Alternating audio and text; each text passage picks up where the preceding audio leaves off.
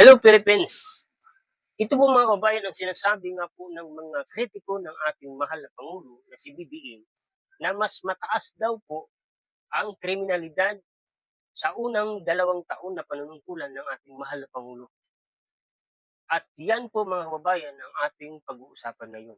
Pero before that, pwede bang paki-like ang video kung bago pa lang po kayo sa aking YouTube channel at paki-subscribe na rin po. At pindutin niyo po ang notification bell para update kayo sa mga bago kong i-upload na video. At wala pong mawawala sa inyo kung mag-subscribe kayo at malaking tulong po yan sa aking YouTube channel. Maraming salamat po.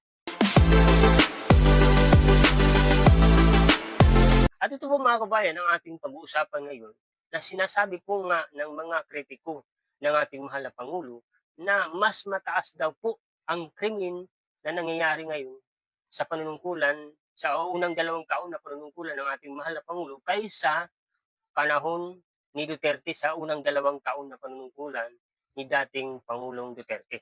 At ito po mga kabayan, panoorin natin ang kinuhang data ni Escudero. Ayon sa ilang testigo kahapon, bumaba daw yung kriminalidad nung panahong may mga EJK at nagdedebate sila. So kinuha ko yung data dito sa LBR mo.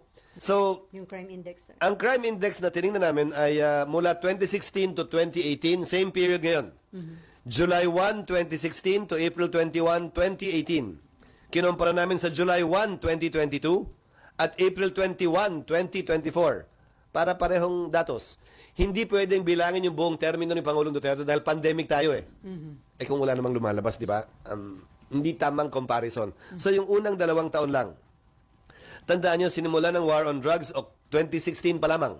Anong date ng memorandum? Nung double barrel? July? July 2016. O July 2016. Ang datos na sinubmite sa Senado ay crime index July 1, 2016 to April 21, 2018, 196,518. July 1, 2022 to April 21, 2024, 71,544. Mas mataas ang krimen nung panahong yon, 16 to 18, ng 60%, halos triple. Maraming patayan nga, sir. Kasi nga, hindi mo pwedeng hindi bilangin yung patayan. Krimen pa rin yun eh.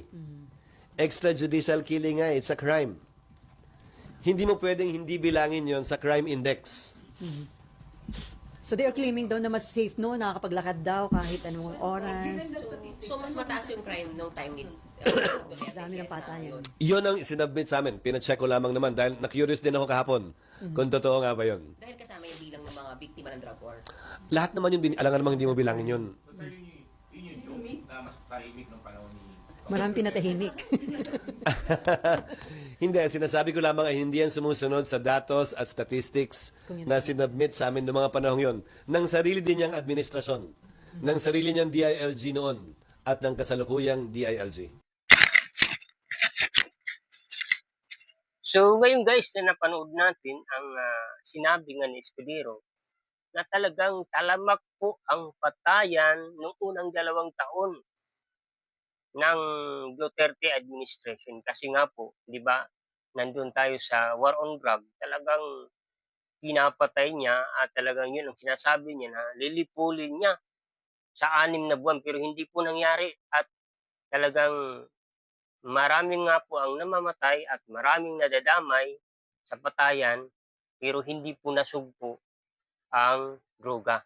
At napakarami po ng krimen ang patayan na nangyayari. Pero sa panahon nga ng unang 2 taon ni Pangulong Ferdinand Marcos Jr. ay iba po.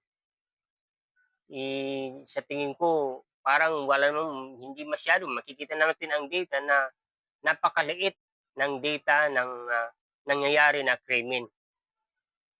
O yun, ano bang masasabi niyo dito? Tiningnan na nga ni Escudero, Senator Escudero, ang data na halos 3% ang compare doon sa panunungkulan ng unang 2 taon ni Duterte kaysa panunungkulan ng unang 2 taon na ni BBM. Kaya malinaw po na mas mataas ang krimen nung panahon ni Duterte kaysa panunungkulan ngayon ni BBM. Malinaw po yan.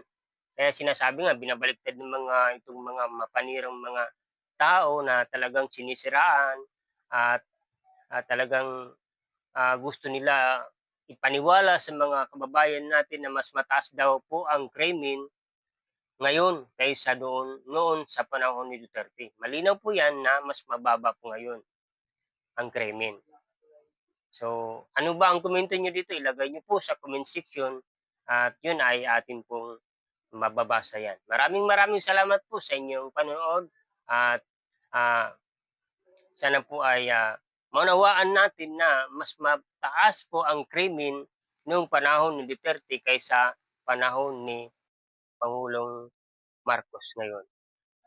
So yun, magkita-kita po tayo sa sunod na aking i-upload na video. Maraming salamat.